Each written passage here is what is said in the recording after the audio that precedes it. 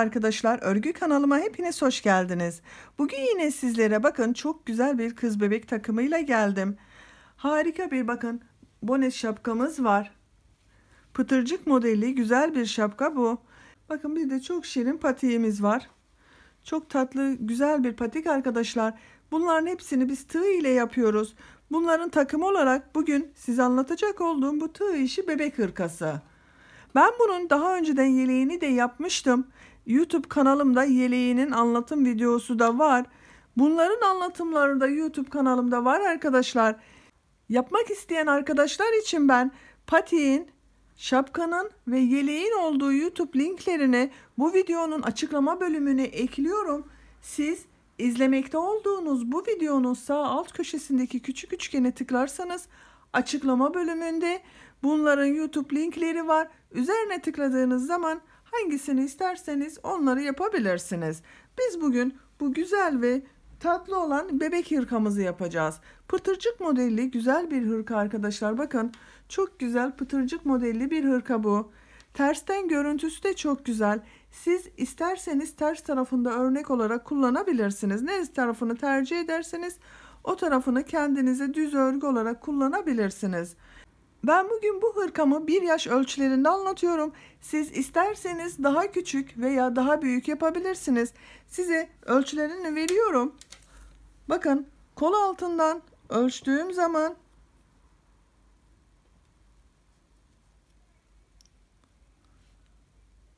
28 santim. Kol altından yüksekliğini ölçüyorum. 19 santim. Omuzdan itibaren tam yüksekliğini ölçüyorum. 30 santim. Bu da 1 yaş bebek için güzel bir ölçü. Siz daha küçük veya daha büyük yapmak istiyorsanız ben sizler için standart ölçü tablosunu hazırladım. Bu videonun açıklama bölümüne ekliyorum.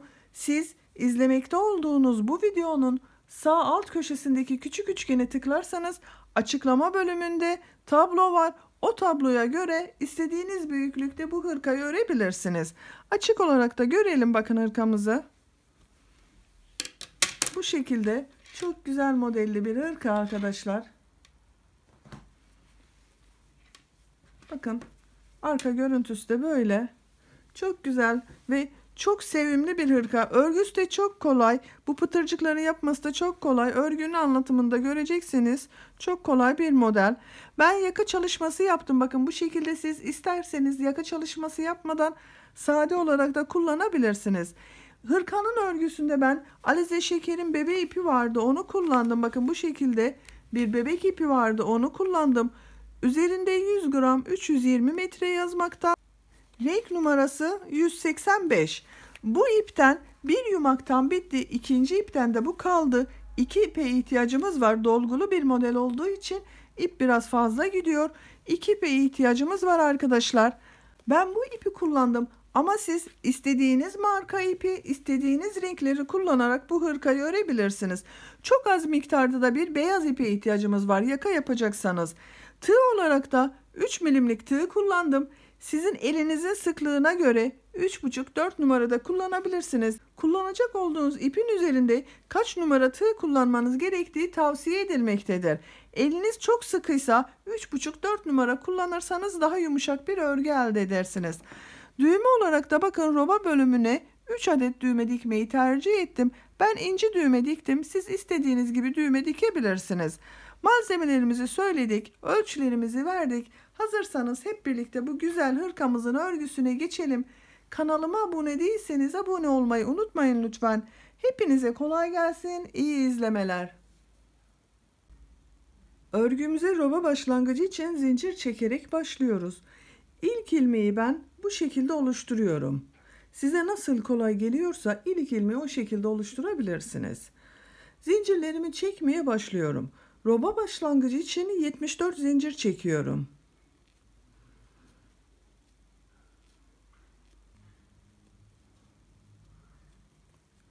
...74 zinciri çektim. Bakın bu şekilde bir sıra zincir elde ettim.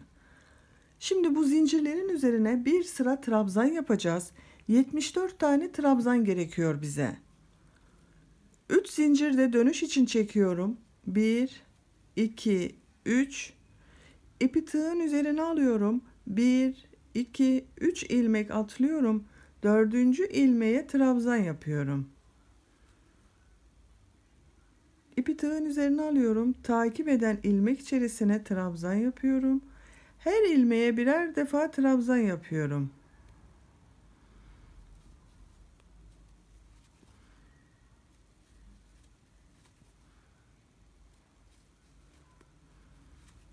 Bakın bu şekilde. Bu 3 zincir çekip dönüş yaptığımızda bir trabzan olacak. Bununla birlikte toplam 74 tane trabzan yapalım. Çekmiş olduğum zincirler üzerine trabzanları yaparak bakın tamamladım. Toplam bu 3 ilmek atlayarak yaptığımızla birlikte 74 tane trabzan yaptım. Şimdi bu yapmış olduğumuz trabzan sırasının kaç santim olduğunu ölçmek istiyorum.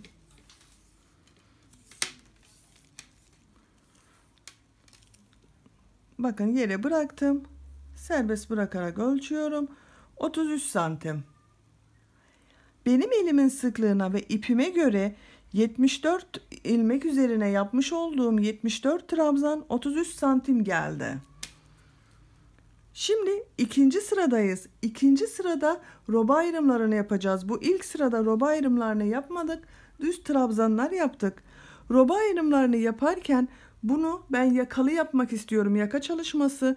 Yaka çalışmasının yerini belirlemek için tek ilmeklerden alarak yapıyorum.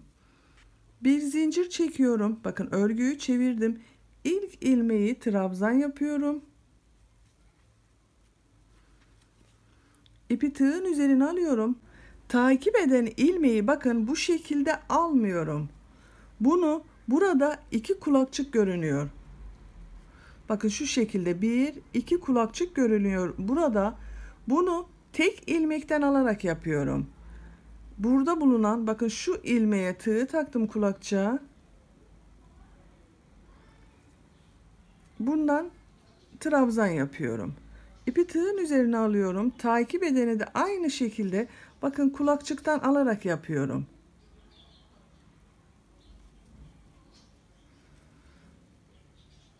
Bakın bu şekilde kulakçığa takarak alıyorum.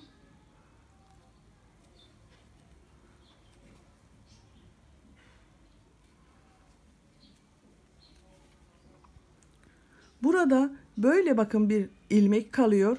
Diğer kulakçık burada kalıyor. Daha sonra buna yakı çalışması yapacağız. Onu hazırlığını yapıyoruz. Kaç trabzan yaptığımızda sayalım bakın. 1, 2, 3, 4, 5. Ön bölüm için 10 trabzan yapıyoruz. 5 yaptık. 6, 7, 8, 9, 10. Sayıyorum. 1, 2, 3, 4, 5, 6, 7, 8, 9, 10 trabzan yaptık ön bölüm için. İpi tığın üzerine alıyorum. Bu ilmeğe bakın yine aynı şekilde kulakçıktan alarak 2 trabzan yapıyorum ön bölüm için. Arttırma yapıyorum hem. 1, 2. Bakın aynı ilmeğe 2 trabzan yaptım. 2 zincir çekiyorum. İpi tığın üzerine alıyorum. Aynı ilmek içerisine kol bölümü için 2 trabzan yapıyorum. 1, 2. Bakın buraya 2 trabzan, 2 zincir, 2 trabzan yaptık. Ön ile kol bölümünü ayıran ayrım yeri burası.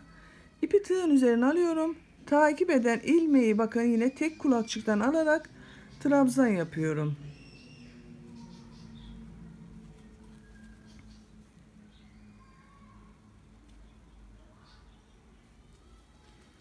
...15 tane trabzanı... ...bu arttırma yaptığımızdan başka... ...15 trabzanı kol bölümü için yapalım. Arttırma yaptığımız yerden sonra bakın kol bölümü içinde 15 trabzanı yaptım. Sayıyorum. 1, 2, 3, 4, 5, 6, 7, 8, 9, 10, 11, 12, 13, 14, 15 trabzanı yaptım. Şimdi kol ile arka bölümü ayıran ayrım yerindeyiz.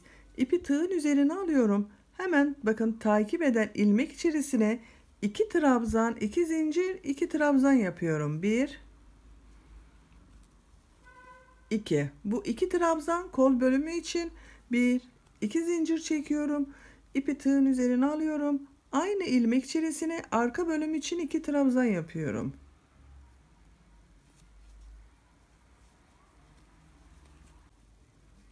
Bakın kol ile arka bölümü ayıran ayrım yerine de 2 trabzan, 2 zincir, 2 trabzan yaptık. Arka bölümü yapacak olduğumuz trabzanlardayım. İpi tığın üzerine alıyorum. Yine takip eden ilmeği bakın tek kulakçıktan alarak trabzan yapıyorum.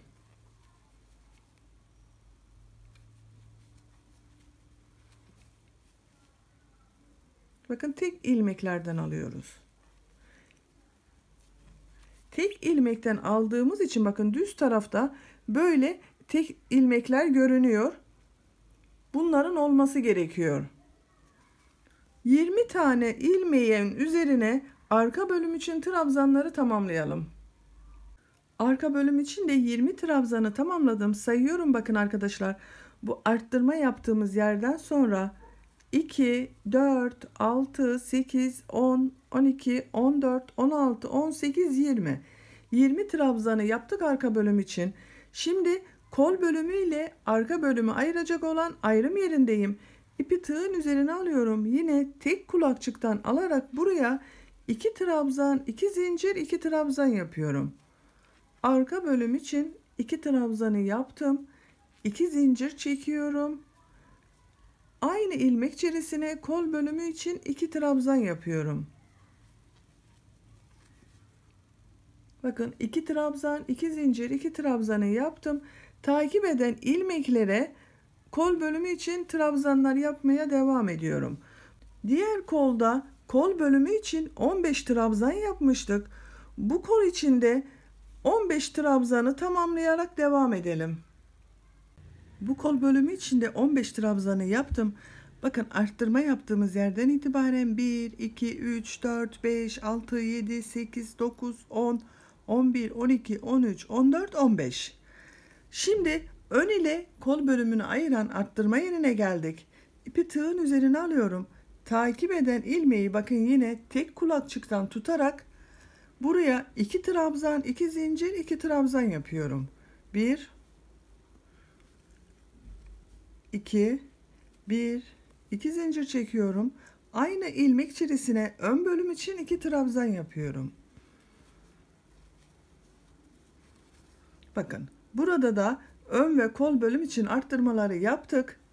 İpi tığın üzerine alıyorum. Takip eden ilmekleri zaten 10 ilmek vardı. Birer defa trabzan yaparak sıra sonuna kadar devam ediyorum. Bakın 1 2 3 4 5 6 7 8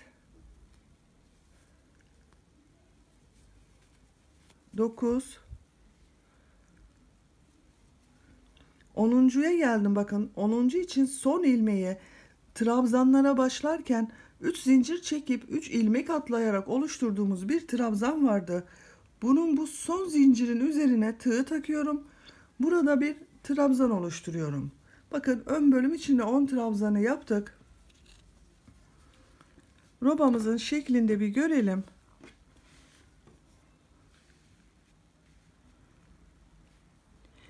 Roba başlangıcımızda 74 zincir çektik. 74 zincir üzerine 74 tane trabzan yaptık. Yapmış olduğumuz bu 74 trabzanı ikinci sırada roba ayrımlarını yaptık. Ön bölüm için 10 trabzan, her bölüm için bakın 10'ar trabzan, kol bölümü için 15'er trabzan, arka bölüm için de 20 trabzan yaptık.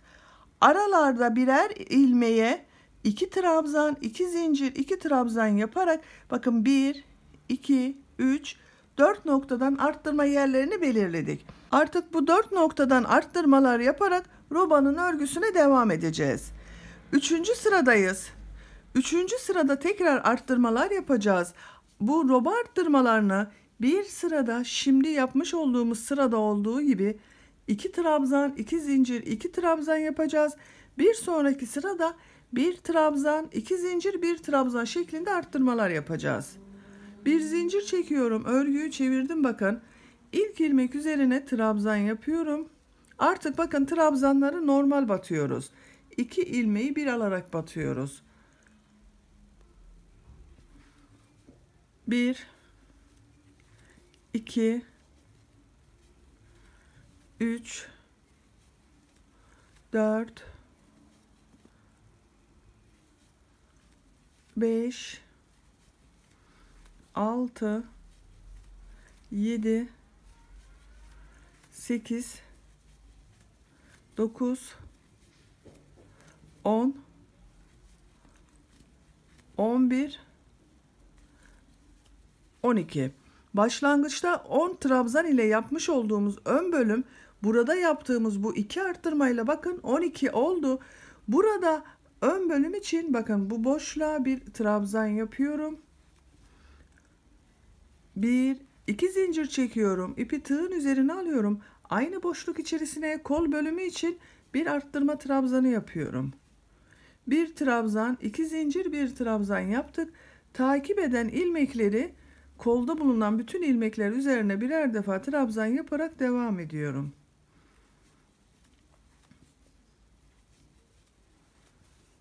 Buraya kadar devam edelim. Kol bölümünde bulunan ilmekler üzerine trabzanlar yaparak bakın kol ile arka bölümü ayıran arttırma yaptığımız yere geldim. Buraya kol bölümü için bir trabzan yapıyorum. 2 zincir çekiyorum. Aynı boşluk içerisine arka bölüm için bir trabzan yapıyorum. 1 trabzan, 2 zincir, 1 trabzan yaptım. Arka bölümde bulunan ilmekler üzerine trabzan olarak devam ediyorum. Buraya kadar devam edelim. Arka bölüm ile diğer kol bölümünü ayıran arttırma yaptığımız yere geldim. Bu boşluğa arka bölüm için bir trabzan yapıyorum. 2 zincir çekiyorum. Aynı boşluk içerisine kol bölümü için bir arttırma trabzanı yapıyorum. 1 trabzan, 2 zincir, 1 trabzan yaptım. Takip eden ilmekleri trabzan olarak devam ediyorum. Kol bölümünde bulunan ilmekler üzerine trabzanlar yaparak bu arttırma yerine kadar devam edelim. Kol ile diğer ön bölümü ayıran arttırma yaptığımız yere geldim. Buraya kol bölümü için bir trabzan yapıyorum. 2 zincir çekiyorum. İpi tığın üzerine alıyorum. Aynı boşluğa ön bölüm için bir arttırma trabzanı yapıyorum. 1 trabzan, 2 zincir, 1 trabzan yaptım. Ön bölümde bulunan bu ilmekler üzerine birer defa trabzan yapıyorum.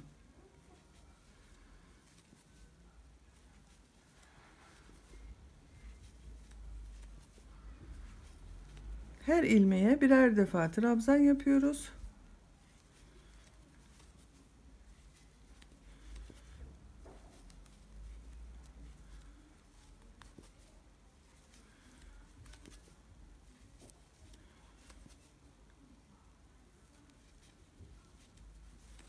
Sıra sonuna geldim bakın.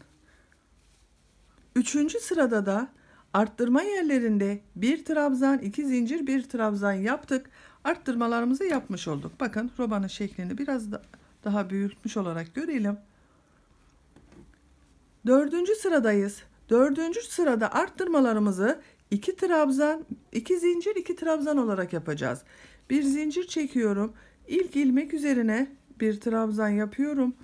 Takip eden ilmekler üzerine de trabzan olarak devam ediyorum.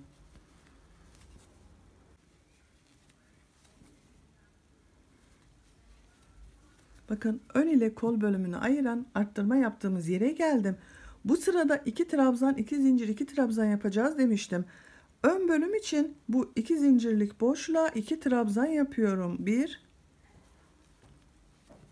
2 2 zincir çekiyorum. Aynı boşluk içerisine kol bölümü için 2 trabzan yapıyorum. 1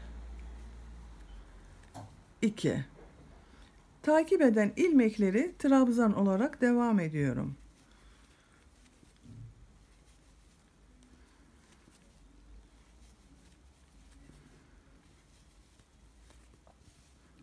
Robamızın arttırma şekli anlaşılmıştır arkadaşlar. Roba arttırmalarına bir sırada 2 trabzan, 2 zincir, 2 trabzan yapacağız.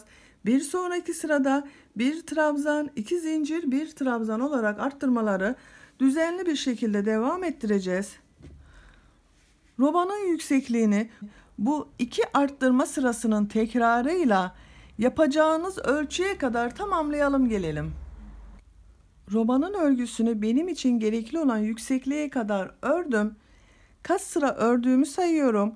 1, 2, 3, 4, 5, 6, 7, 8, 9, 10.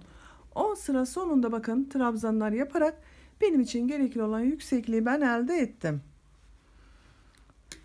Şöyle katladığımız zaman bakın robanın örgüsünü böylece bitirmiş olduk. Kaç santim olduğunda ölçeyim size.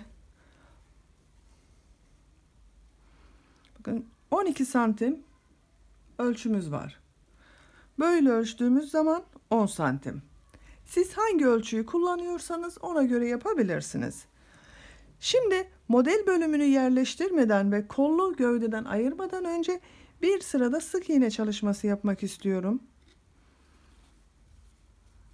Bir zincir çekiyorum. Örgüyü bakın çevirdim. İlk ilmek üzerine sık iğne yapıyorum. Sık iğneyi bilmeyen arkadaşlar için gösteriyorum. Bakın arkadaşlar, sık iğneyi şu şekilde yapıyoruz. İlmeğe tığ takıyorum. İp alıp çekiyorum. Tığ üzerinde 2 ilmek var. İp alıyorum. Bir defada ikisini içerisinden çekiyorum.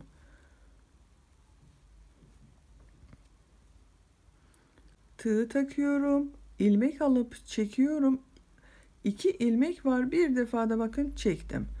Sık iğneyi zaten bilen biliyor. Ben bilmeyen arkadaşlar için gösteriyorum. Bu şekilde sık iğneler yapıyoruz. Her ilmeğe birer defa sık iğne yaparak bu ayrım yaptığımız yere kadar devam edelim. Ön bölümde bulunan trabzanlar üzerine sık iğne yaparak bakın arttırma yaptığımız yere geldim. Bu zincir boşluğuna ön bölüm için bir sık iğne yapıyorum. Kol bölümü için bir sık iğne yaptım. 2 sık iğneyi yaptım. Takip edenleri sık iğne olarak devam ediyorum. Arttırma yerinde 2 sık iğne yaptık. Bakın bir ön bölüm için bir kol bölümü için sık iğnelere kol bölümünde devam edelim. Bu arttırma yerinde de bu zincirlik boşluğa 2 sık iğne yapalım. Diğer arttırma yerlerinde de ikişer defa sık iğne yaparak sıra sonuna kadar devam edelim. Bir sıra sık iğne yaparak bakın sırayı tamamladım. Arttırma yerlerinde ikişer defa sık iğne yaptım. Bakın bu şekilde oldu. Trabzanlardan sonra bir sıra sık iğne yaptık. Şimdi model yerleştirmesi yapacağız. Model yerleştirmesi yaparken de kolları gövdeden ayıracağız. Örgümüze gövde ile devam edeceğiz. Modeli örgünün ters tarafından yerleştiriyoruz. Bu sık iğneyi onun için yaptık arkadaşlar. Bakın düz tarafı burası. Örgümüzün düz örgüsü burası. Bir zincir çekiyorum. Örgüyü çeviriyorum. Ters taraftan model yerleştirmesi yapıyoruz. İlk ilmek üzerine bir trabzan yapıyorum. İpi tığın üzerine alıyorum. Bir ilmek atlıyorum. İkinci ilmek içerisine trabzan yapıyor gibi bakın bir aldım. Bir defa çıkardım. İkinciyi bekletiyorum. Tekrar tığın üzerine ip doluyorum. Aynı ilmek içerisine ikinci trabzan yapıyor gibi yaptım. 2 ilmekten çektim bakın. Tığın üzerinde 3 ilmek var.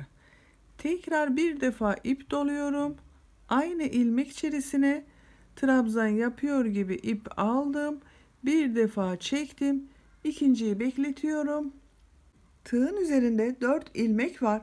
İpi alıp Bir defa da içerisinden çekiyorum. Bakın burada bir küçük nohut modeli gibi oluştu. Bir zincir çekiyorum. İpi tığın üzerine alıyorum. İkinci modele geçiyoruz. Bir ilmek atlıyorum. İkinci ilmek içerisine yine aynı şekilde trabzan yapıyor gibi aldım. Bir defa çektim. İkinciyi bekletiyorum. Tekrar ip doladım. Aynı ilmek içerisine ikinci trabzan yapıyor gibi yaptım. Bir defa çektim. Tığın üzerinde 3 ilmek var. Tekrar bir defa doladım. İlmek aldım. Çektim. Bakın bir defa çektim. İkinciyi çekmiyorum. Tığın üzerinde 4 ilmek var. İpi alıyorum. 4'ün içerisinden çekiyorum. Bir zincir çekiyorum. Bir ilmek atlıyorum. İkinci ilmek içerisine bakın bir çektim. İkinciyi çekmiyorum. Tekrar ip doladım. Aynı ilmekten bir ilmek çıkardım. 2 ilmekten çektim. Bakın ikinciyi çekmiyorum. Tığın üzerinde 3 ilmek var. Tekrar bir defa doladım. Bir çektim. Tığın üzerinde 4 ilmek oluştu. Bir defa da çekiyorum. Bir zincir çekiyorum. Elimi takip edin isterseniz arkadaşlar, bakın. Bir atlıyorum.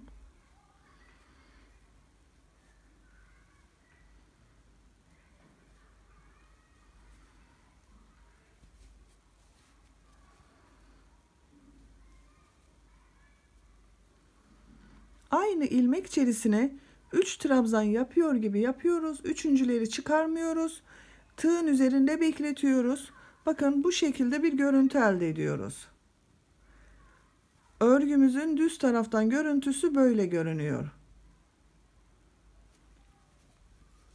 Bu kol altını yaptığımız yere kadar modellerimize devam edelim. Kol bölümünde bulunan ilmekler üzerine modelleri yerleştirdim. Bakın düz tarafından baktığımız zaman bu şekilde kabarık bir görüntü elde ettik. Kol altındayım. Kol altında da modellerimize devam edeceğiz.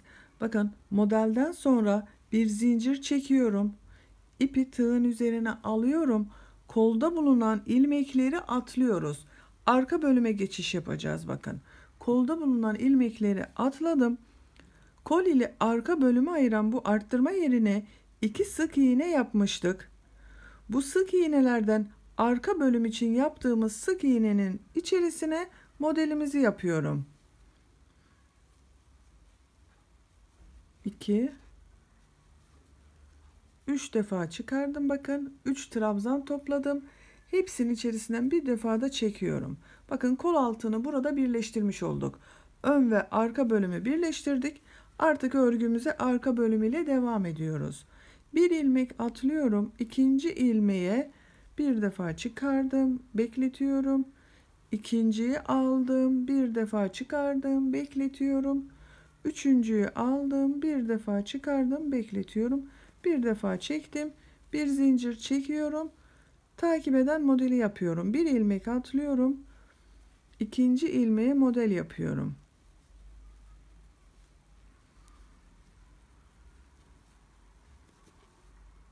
Bir atlıyorum aralarda. Bir zincir çekiyorum, bir ilmek atlıyorum.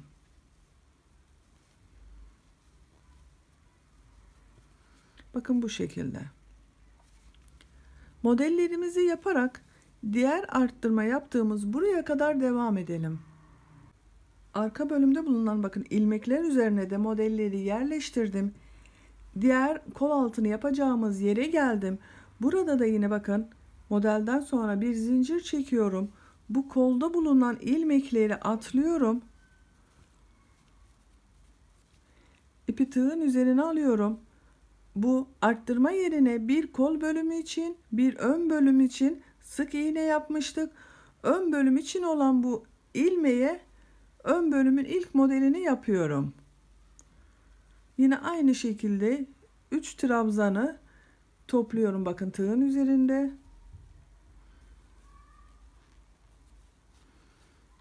İçerisinden çektim. Bakın modeli yerleştirmiş olduk ve kol altında oluşturduk. Bir zincir çekiyorum. Ön bölüm için modellere devam ediyorum. Bir ilmek atlıyorum. İkinci ilmeğe diğer ön bölümünde olan ikinci modeli yerleştiriyorum. Bir zincir çekiyorum, bir ilmek atlıyorum, modeli yapıyorum.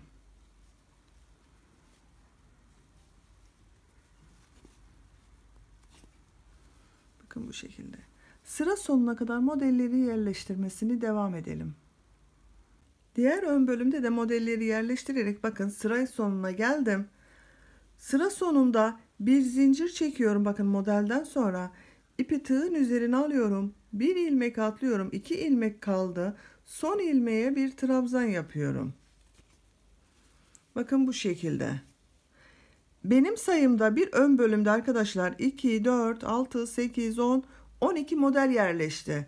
Sizin sayınız daha az geldiyse de buraya kaç model yerleştirirseniz fark etmez. 1-2 ilmek eksik gelebilir, fazla gelebilir. Ondan bir şey olmaz. Aralarda birer tane atlayabilir veya birer sık yapabilirsiniz. Bu ilk roba yerleştirmede bir sorun olmayacaktır. İkinci sıraya geçiyorum. İkinci sırada bakın bir zincir çekiyorum, örgüyü çeviriyorum. Bu sırada bir sıra sık iğne çalışması yapacağız. İlk ilmek üzerine sık iğne yapıyorum. Bu bir zincir çektiğimiz boşluğa bir sık iğne yapıyorum. Modelde bulunan bu ilmeğe bir sık iğne yapıyorum. Boşluğa bir sık iğne yapıyorum. Model üstünde bakın bulunan bu ilmeğe sık iğne yapıyorum. Bir boşluklara sık iğne yapıyoruz. Bir zincir çektiğimiz boşluklara, bir de modelin tepe noktasında bulunan bu ilmeklere bakın.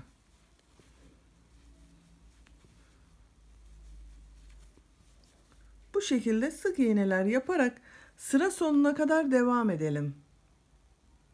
Modelin üzerinden bir sıra sık iğne yaparak sıra sonuna kadar tamamladım. Bakın bu şekilde oldu arkadaşlar. Kol altlarında gövdeyi birleştirirken birer zincir çekmiştik. O boşluklara da bakın bir sık iğne yaptım. Model sırasındayız tekrar. Bir zincir çekiyorum, örgüyü çeviriyorum. Bu ilk ilmeğe trabzan yapıyorum. Bu ilk ilmek ve son ilmeğe birer tane trabzan yapıyoruz. Bunlar ön pat çalışması olarak devam edecek arkadaşlar. Bir zincir çekiyorum. İpi tığın üzerine alıyorum. Bakın bir ilmek atlıyorum. İkinci ilmeğe modelimizi yapmak üzere bu şekilde bir ilmek aldım. Bir defa çıkardım. Bekletiyorum. Tekrar tığın üzerine ip doladım. Aynı ilmekten bir ilmek aldım. Bir defa çıkardım. İkinciyi bekletiyorum. Tekrar tığın üzerine ip doladım. İlmek aldım. Bir defa bakın çıkardım. Tığın üzerinde 4 ilmek var. 4'ün içerisinden bir defa da çekiyorum. Bir zincir çekiyorum. İpi tığın üzerine alıyorum. Bir ilmek atlıyorum. İkinci ilmeğe modelimizi yapıyorum.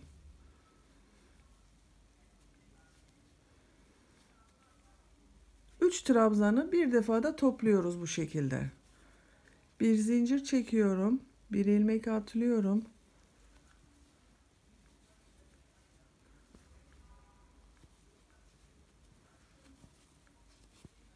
Bu şekilde. İkinci sıra modellerimizi yerleştiriyoruz. Bu model yerleştirmelerimizi kol altına kadar devam edelim. Ön bölümde bulunan modelleri bakın kol altına kadar yaptım. Kol altındayım. Kol altında bu bir sık iğne var. Bakın boşluğa yapmış olduğumuz bir sık iğne. Buraya bir model arttırması yapmak istiyorum. Bir zincir çekiyorum. İpi tığın üzerine alıyorum. Bir ilmek atlıyorduk. 2 model ortasında. Burada atlamıyorum. Bu kol altında bulunan ilmeğe bir model yapıyorum.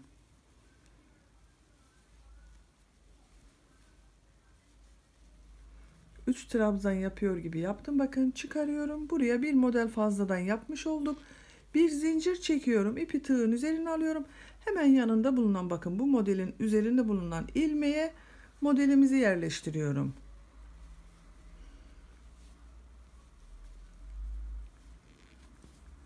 Bakın burada bir model arttırması yapmış olduk. Bir zincir çekiyorum. Artık devam ediyorum. Bir ilmek atlıyorum. İkinci ilmeğe model yerleştiriyorum. Bakın bu şekilde. Burada dikkat etmeniz gereken arkadaşlar kaydırma yapmamanız için Bu modeller birbirini takip edecek. Bakın bu modelin üzerinde bulunan ilmeğe bu sırada model yapmam gerekiyor. Kaydırıp da buraya yaparsanız görüntü olarak da güzel bir görüntü oluşmaz. Modelleri yerleştirerek diğer kol altına kadar devam edelim. Burada arttırmayı bir defa daha göstermek istiyorum. Bakın arka bölüme modelleri yaparak diğer kol altına geldim. Burada yine bir model arttırması yapacağız. Model arasında bulunan bir zinciri çekiyorum. İpi tığın üzerine alıyorum. Bu ilmeği atlamıyorum. Bakın bu hemen takip eden ilmek üzerine bir model fazladan yapıyorum. İkinci trabzanı çıkardım. Üçüncü trabzanı çıkardım. Hepsini bir defada topluyorum. Burada bakın bir model fazladan yapmış olduk. Bir zincir çekiyorum. Hemen takip eden yanında bulunan modelin üzerine bir model yapıyorum. Bir zincir çekiyorum. Bir ilmek atlıyorum. Takip eden ilmeğe model yapıyorum.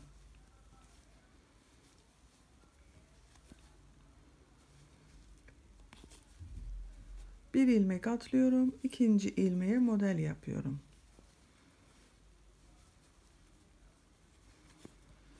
Bakın kol altında bir model arttırması yapmış olduk. Sıra sonuna kadar modellerimizi devam edelim. Kol altından itibaren modelleri yaparak bakın sıra sonuna geldim. Bir zincir çekiyorum, örgüyü çeviriyorum. Bu sıra sık iğne sırası yine. Yine her ilmeğe birer defa sık iğne yapıyoruz. Bakın bir zincir çekmiştim. İlk ilmek üzerine sık iğne yapıyorum. Bir zincir çektiğim boşluğa bir sık iğne yapıyorum. Model üstünde bulunan bu ilmeğe bir sık iğne yapıyorum. Boşluğa sık iğne yapıyorum. Model üzerine sık iğne yapıyorum.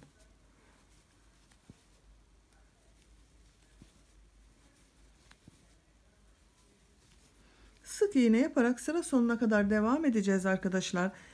Örgümüzde artık anlaşılmıştır. Bu şekilde devam ettireceğiz. Bakın pıtırcıklar oluştu. Ben bu modele pıtırcık hırka diyorum. Bakın çok güzel oluyor. İki tarafı da farklı. Bakın bu tarafı da farklı bir görüntü. Düz görünüyor. Burası biraz kabarık, pıtırcık şeklinde görünüyor. Siz ne tarafını isterseniz orayı kendinize göre model olarak uygulayabilirsiniz. Ben bu kabarık olan yerleri tercih ediyorum. Sıra sonuna kadar sık iğne yapalım. Sıra sonunda tekrar modellerimizi yerleştirmeye devam edelim. Örgümüz artık bu şekilde devam edecek. Örgünün yüksekliğini siz bebeğinizin büyüklüğüne veya tercihinize göre ne kadar istiyorsanız o kadar sıra sayısınca bu bir model bir sık iğne sıralarını tekrarlayarak devam edelim. Kol altından itibaren gövde yüksekliğini benim için gerekli olan yüksekliğe kadar ördüm. Kaç sıra ördüğüme bakıyorum. Bakın model sırasını sayıyorum. 1, 2, 3, 4, 5, 6, 7, 8, 9, 10, 11 sıra model yaptım. Bir de santimetre olarak ölçüsünü vereyim. Bakın kol altından ölçüyorum. Kol altından önce bir model yapmıştık. Kol altından ölçtüğüm zaman 18 santim. Robadan itibaren ölçüyorum. Robadan itibaren ölçtüğüm zaman 19 santimlik yükseklik var. Bu da benim yapacağım ölçü için yeterli. Şimdi bakın model yerleştirmesini yaptım. Son sırada bir sırada sık iğne yaptım. Ön patın düz olan tarafındayım. Ben burasını kullanıyorum. Eğer siz bu tarafını kullanmak istiyorsanız örgünün o zaman burada bitirmeniz gerekiyor.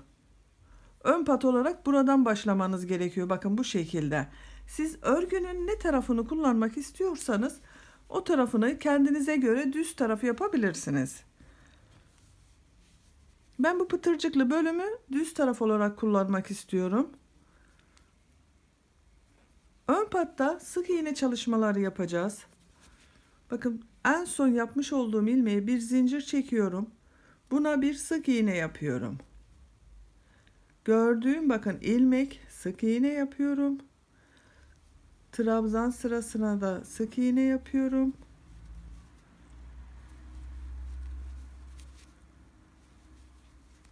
Bakın bu şekilde sık iğne olarak bu model yaptığımız bakın trabzanlı olan sıraya ikişer tane, bu tek sık iğne yaptığımız ilmeğe de birer tane sık iğne yaparak yakanın bu ucuna kadar devam edelim. Sık iğne yaparak bakın yakanın ucuna geldim. Bir sıra sık iğne yaptık buraya kadar.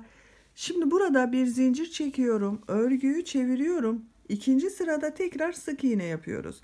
İlk ilmek üzerine sık iğne yaptım. Takip eden ilmekler üzerine de sık iğne yapıyorum. Bakın bu şekilde her ilmeğe birer defa sık iğne yapıyoruz. Sık iğne yaparak başa kadar gidelim. Tekrar geriye dönelim. Buraya geriye gelelim arkadaşlar. 3 sıra sık iğne yapacağız bir ön patta. Tamamlayalım gelelim. Bu ön patta bakın bir sıra sık iğne geldim. Geriye döndüm. Tekrar geldim. Toplam 1, 2, 3 sıra sık iğne olarak tamamladım. İpi burada kesiyorum.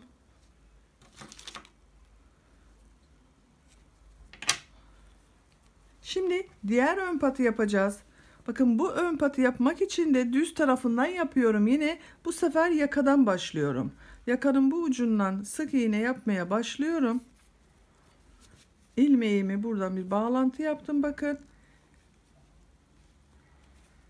Diğer tarafta yapmış olduğumuz gibi buraya da sık iğneler yaparak devam ediyoruz. Bu şekilde.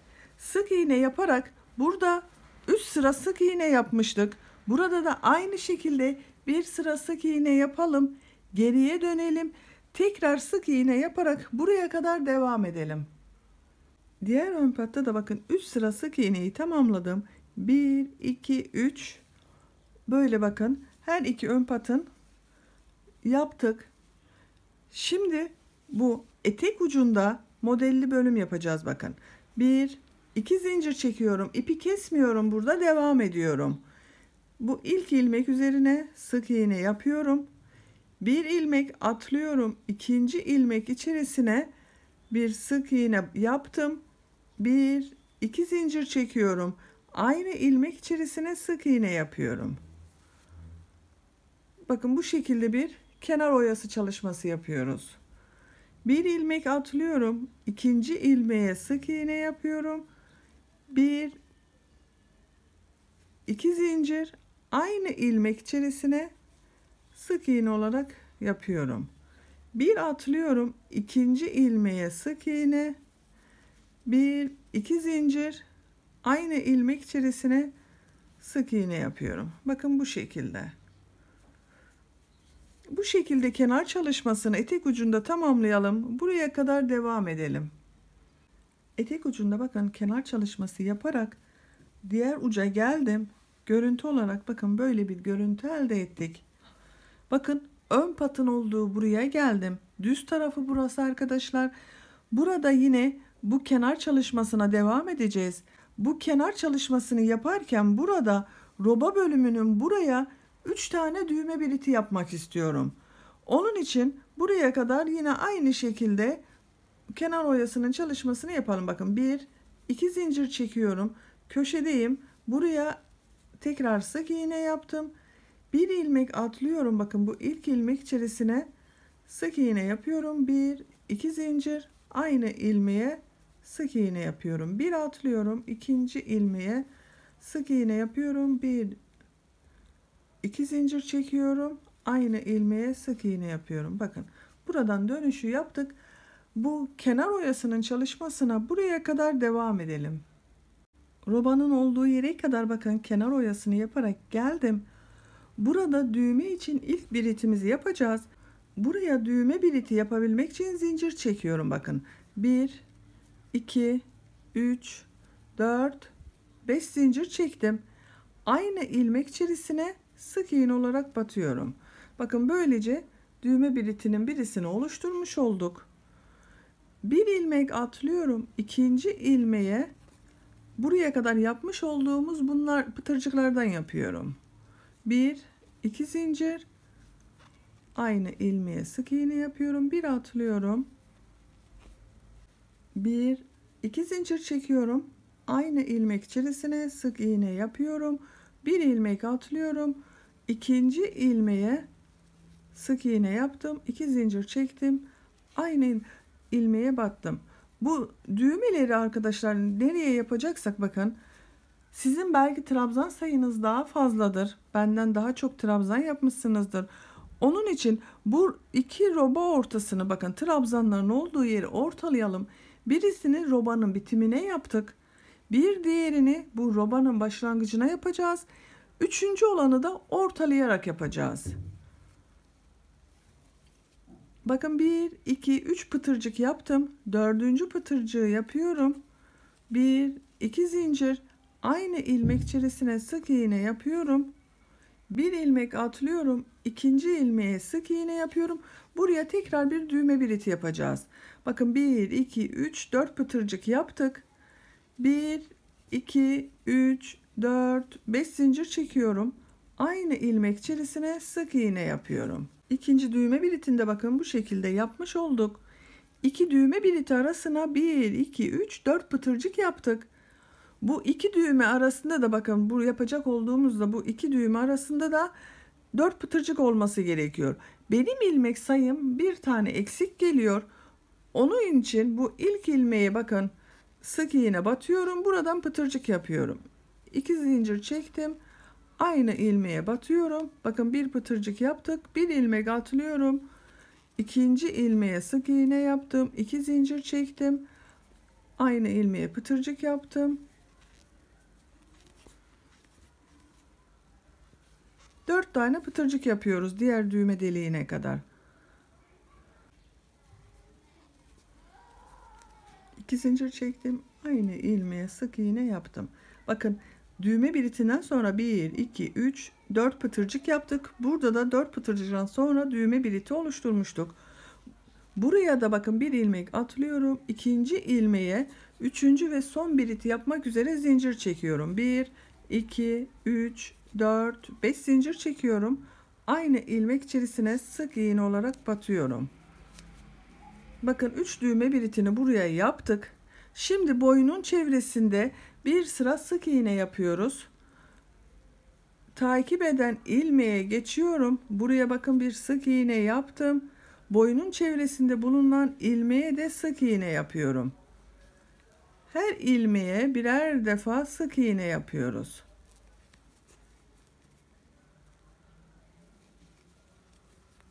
Bakın bu şekilde yuvarlak bir görüntü yaptık. Burada da boyunun çevresinde sık iğneler yapalım. Diğer ön pata gelelim. Buraya geldiğimiz zaman bu ön patta burada yapmış olduğumuz gibi bu pıtırcıklı kenar oyalarından yapacağız.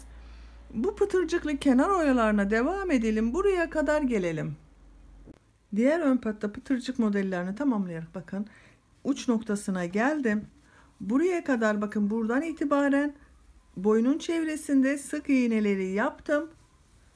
Bu ön patta da diğer ön patta yapmış olduğumuz gibi bu pıtırcıklardan yaptım. Buraya düğme biriti yapmadık. Düz yaptım bakın arkadaşlar. Buraya düğme dikeceğiz. Ön patın bitim noktasına geldim. Bakın bu en son bir pıtırcık yaptım. Bunu bu ilmeğe bakın. Etek ucunda ilk yaptığımız pıtırcığın ilk ilmeğine tığ takıyorum.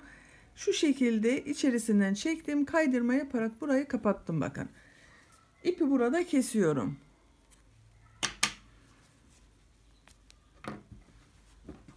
Böylece gövde örgüsünü bitirmiş olduk. Bir de şimdi buna bir yaka çalışması yapalım. Ben yaka çalışmasını beyaz renk ile yapmak istiyorum. Siz isterseniz kendi rengiyle de yapabilirsiniz. Yakaya başlamak için örgümüzün sol tarafını alıyoruz arkadaşlar. Bakın sol ön bölüm burası. Buradan başlayacağız. Roba başlangıcında bir sıra trabzan yapmıştık. İkinci sıra trabzanları yaparken trabzan ilmeklerini tek ilmekten alarak yapmıştık. Bir ilmekler boşta kalmıştı bakın bu şekilde. Yakayı bu boş bıraktığımız ilmeklerden yapacağız. Bu ilk gördüğüm bakın boşta bulunan ilmeğe beyaz ipi bağlıyorum. Bir defa düğüm atalım, daha sağlam olur. Aynı ilmekten tığ takıyorum. Burada bir ilmek oluşturdum bakın. Bir zincir çekiyorum. İpi tığın üzerine alıyorum. Bu bakın boş olan ilmeğe bir trabzan yapıyorum. Takip eden ilmeği de bakın tek olarak görünen bir ilmek. Onu trabzan yapıyorum. İpin ucunda içeriden götürüyorum. Bakın ilmeklere birer defa trabzan yapıyoruz.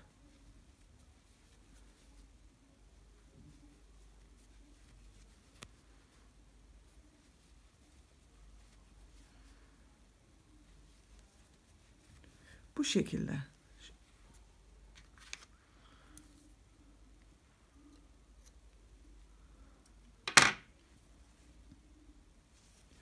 Bakın bu tek ilmeklerden trabzan yapıyoruz.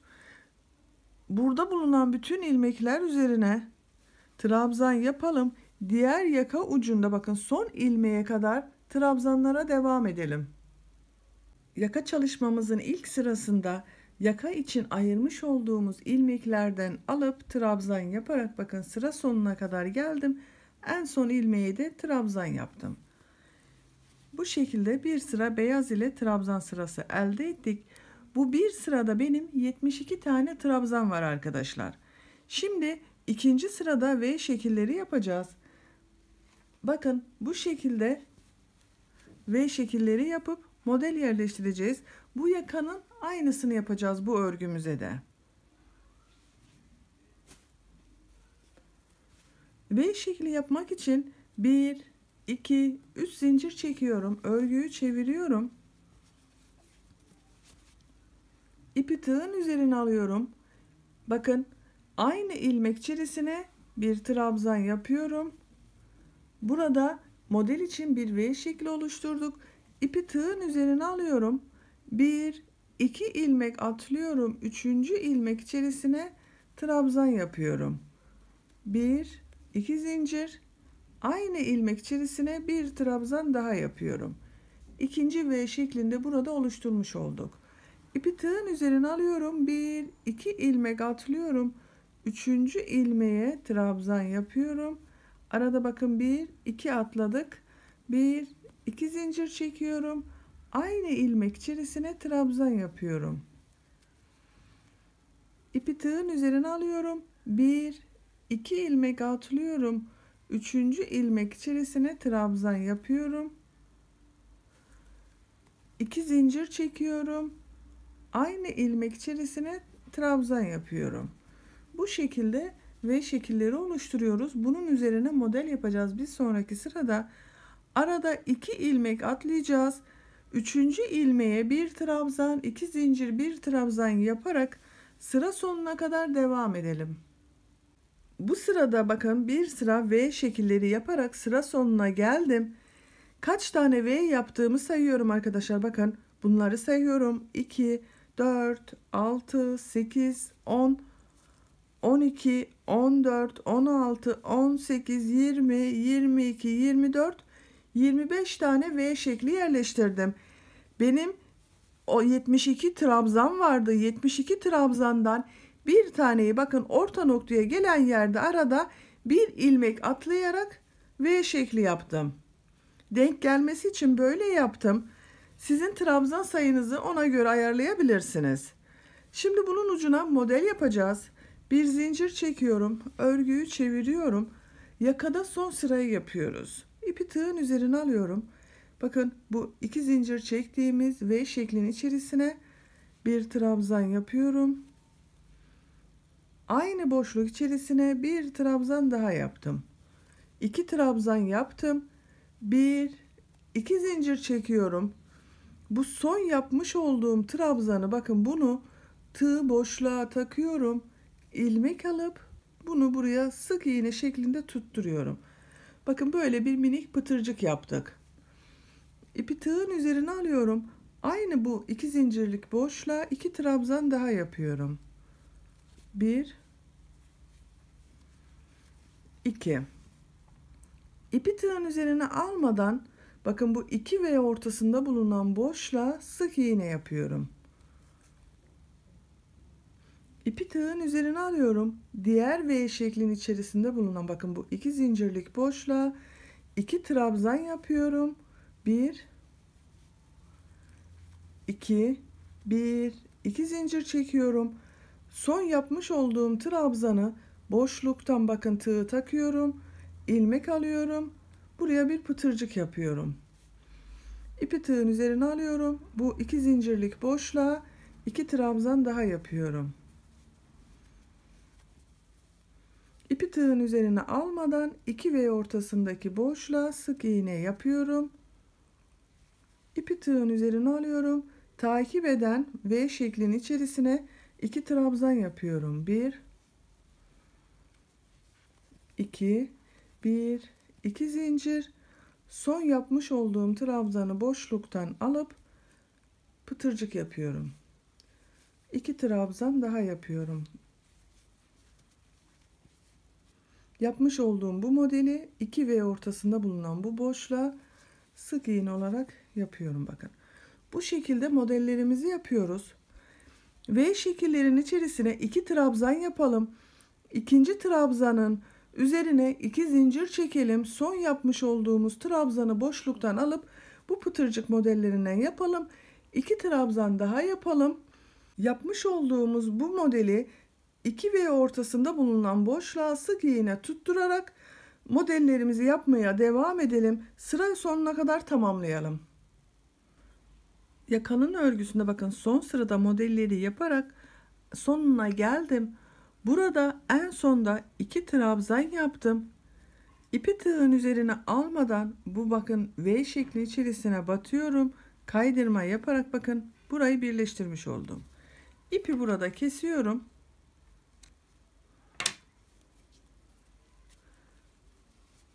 Bakın en sondaki modeli de yaptık. Bu ipin ucunu iğne veya tığ yardımıyla bu içeriden götürüp kaybedebiliriz artık.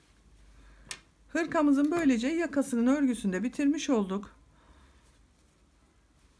Bakın ben bu şekilde 3 tane düğme diktim buraya arkadaşlar. Düğme bilitlerini oluşturduğumuz yerin karşısına 3 tane düğmeyi diktim. Kolun birisinde hazırladım. Zamandan kazanmak için bir kolu yaptım. Şimdi diğer kolun başlangıcını sizinle birlikte yapalım.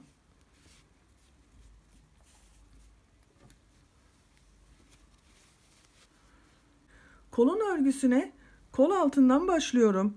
Bakın ön ile arka bölümü birleştirdiğimiz burada bulunan bu ilmekten ipi bağlıyorum. Bir defa düğüm atarsak daha sağlam oluyor. Buradan ilk ilmeği bakın şöyle oluşturuyorum. Nasıl gideceğime bakıyorum. Bakın bu şekilde buradan ters taraftan götüreceğiz modelimizi. İpi tığın üzerine alıyorum. Bu modelin devamı olarak bakın gövde bölümünde yapmış olduğumuz bu modelin devamını yapıyoruz şu anda kolda. Bir bakın ilk ilmeği atlıyorum. İkinci ilmek içerisine modelimizi yapıyorum. 1 2 3 3 defa trabzan yapıyor gibi yaptım. Bakın tığın üzerinde 4 ilmek var. Hepsinin içerisinden bir defa da çekiyorum. İlk pıtırcık modelimizi bakın buraya yaptık. Bir zincir çekiyorum. İpi tığın üzerine alıyorum. Bir ilmek atlıyorum. İkinci ilmeğe modelimizi yapıyorum. Bakın pıtırcık modelini yapıyorum. Gövdede yaptığımız modeli kolda yapıyoruz. 3 defa yaptım. Bir defa da çekiyorum. Bir zincir çekiyorum. Bir ilmek atlıyorum. İkinci ilmeğe pıtırcık modelini yapıyorum.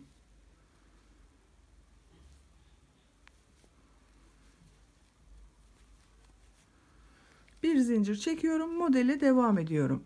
Bakın ön bölümün devamı da oluyor kolda. Modellerimizi yaparak bu sıra sonuna kadar devam edelim. Kolun örgüsünde modelleri yerleştirerek bakın sıra sonuna geldim. Buradan başlamıştık.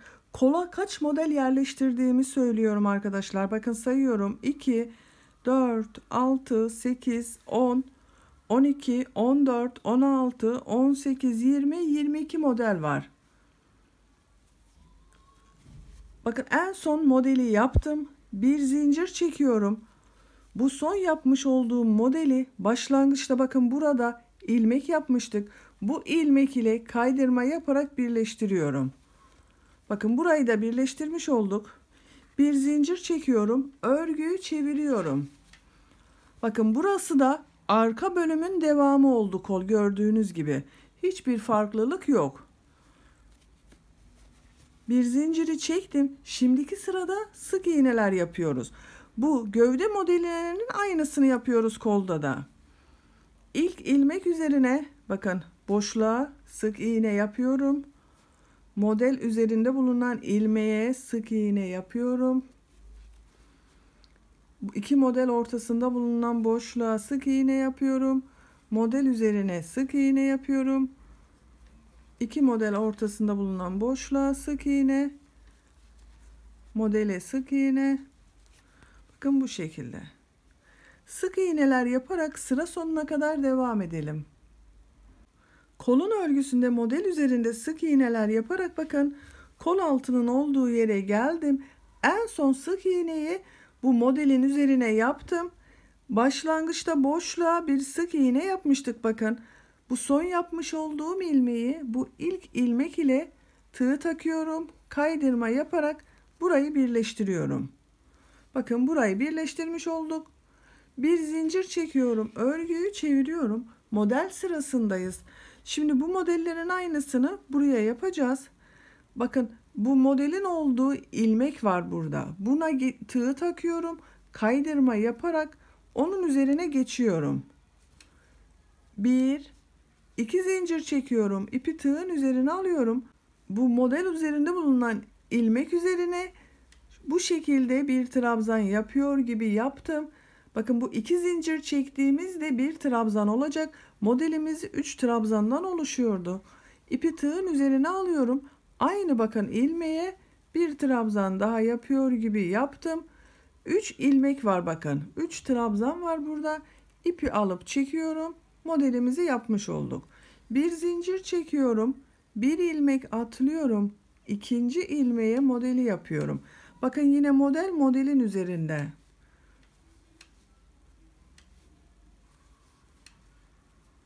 Bakın modelimizi yaptım. Bir zincir çekiyorum. İpi tığın üzerine alıyorum. Bir atlıyorum. İkinci ilmeğe modeli yapıyorum.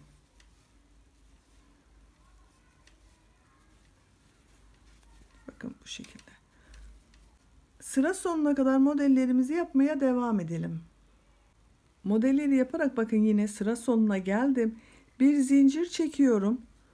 Bu ilk başta modelimizi yaptığımız ilmek ile kaydırma yaparak sırayı birleştiriyorum. Bir zincir çekiyorum, örgüyü çeviriyorum. Bakın arkadaşlar, burayı kaydırma yaparak birleştirdiğimiz için düzgün görünüyor. Bu bir zincirlik boşluğa bir sık iğne yapıyorum. Bu sıra sık iğne sırası tekrar. Model üzerine sık iğne yapıyorum. Boşluğa sık iğne. Örgünün dikkat etmemiz gereken, örgünün düz tarafından giderken sık iğne yapıyoruz. Örgüyü çeviriyoruz. Modeli ters taraftan yerleştiriyoruz. Yoksa bakın görüntü değişir. Burası düz bir görüntü. Bu taraf biraz kabarık bir görüntü. Böyle devam ederek sıra sonuna kadar devam edelim. Sıra sonunda bakın model üzerine sık iğne yapıp başlangıç ile kaydırma yaparak birleştirelim. Örgüyü çevirelim. Kaydırma ile bu model ortasında bulunan bakın bu ilmeğin üzerine gelelim. Modellerin üzerine devam edecek modeller. Buna dikkat etmeyi unutmayalım lütfen. Kaydırma yaparsınız yoksa. Kolun örgüsünü de gövdede olduğu gibi bir model sırası bir sık iğne olarak devam ettireceğiz. Siz yapacak olduğunuz örgünün büyüklüğüne göre bu sıra sayısı değişecektir.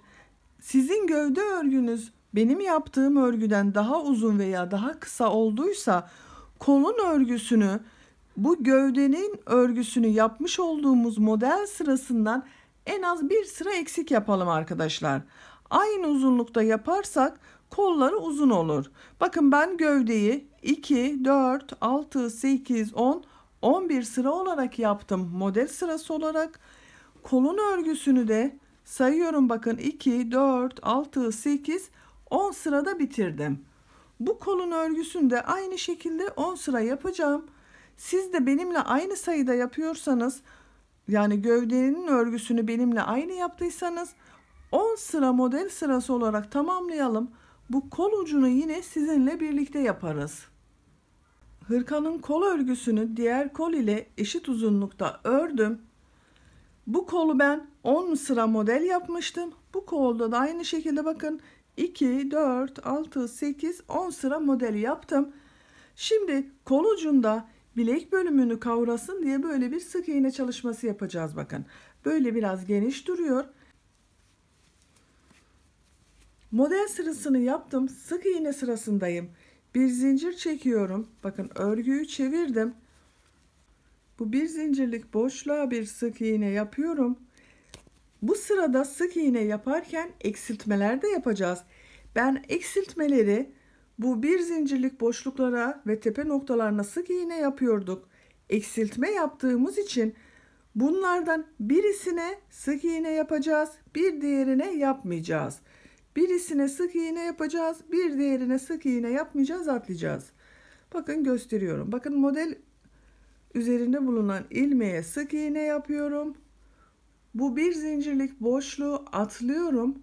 Diğer model ortasında bulunan bakın ilmeğe sık iğne yaptım. Bu boşluğa sık iğne yapıyorum. Model üzerinde bulunan ilmeğe sık iğne yapıyorum. Bakın bunu atlıyorum. Buraya sık iğne yapmıştım. Bu boşluğu atlıyorum. Diğer modele geçiyorum.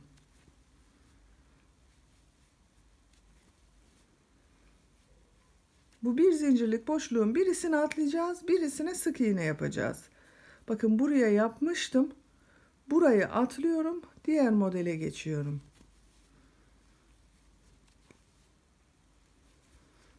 Siz biraz geniş dursun isterseniz 2 tane boşluğa yapıp üçüncüyü atlayabilirsiniz. Nasıl isterseniz. Bakıyorum hemen. Bunu atlıyorum. Sık iğne yapıyorum. Atlıyorum. Sık iğne yapıyorum.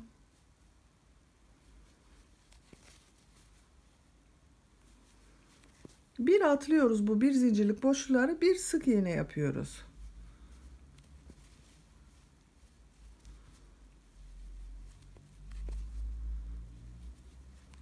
Devam ediyoruz bu şekilde sıra sonuna kadar.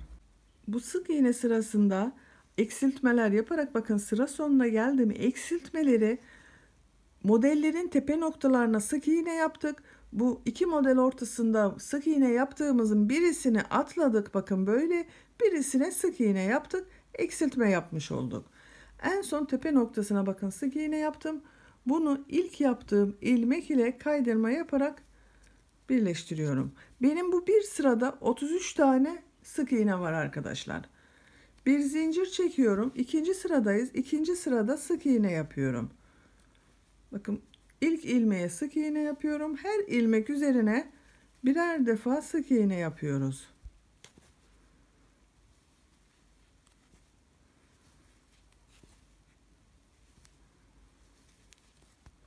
Bu sırayı sık iğne yaparak devam edelim. Sıra sonunda kaydırma yaparak birleştirelim. Bir sonraki sıraya geçelim. Siz tercihinize göre bu bileklik bölümünü istediğiniz sıra sayısınca sık iğne yapabilirsiniz. Bakın bu şekilde ben 1, 2, 3, 4 sıra sık iğne yapmışım. Burada da aynı şekilde 4 sıraya tamamlayıp geliyorum.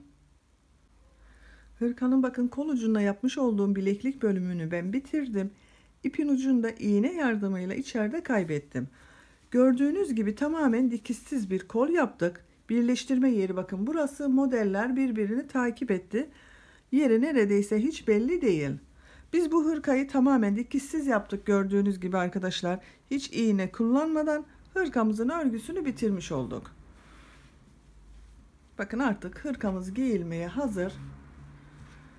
Arka görüntüsü de bu şekilde.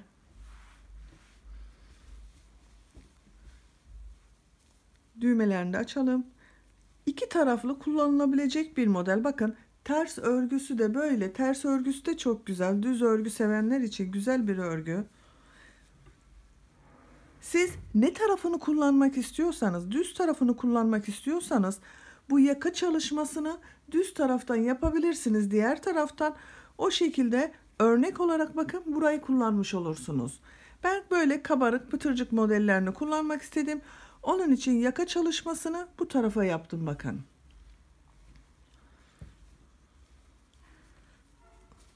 Şöyle de bir görelim hırkamızı, bakın. Çok güzel ve şık bir hırka oldu.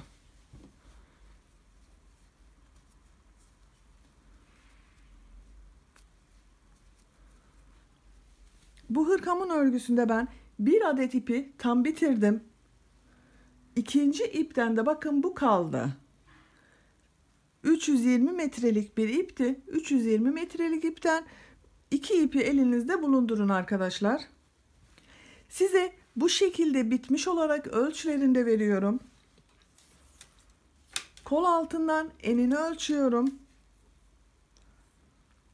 28 santim. Yüksekliğini ölçüyorum. Bakın kol altından ölçtüğüm zaman 19 santim. Omuzdan itibaren, omuz noktasından bitmiş haliyle tam uzunluğunu ölçüyorum. 33 santim. Kol boyunu ölçüyorum. Omuzdan itibaren kol boyu 29 santim. Kol altından uzunluk 18 santim. Bu da 1 yaş bebek için güzel bir ölçü oldu. Böylece bir örgü anlatımımızın da sonuna gelmiş olduk arkadaşlar. Beni dinlediğiniz ve izlediğiniz için hepinize çok teşekkür ederim. Kanalıma abone değilseniz abone olmayı unutmayın lütfen. Sizlerle yeniden yeni örgülerde buluşmak üzere. Hoşça kalın, sevgiyle kalın.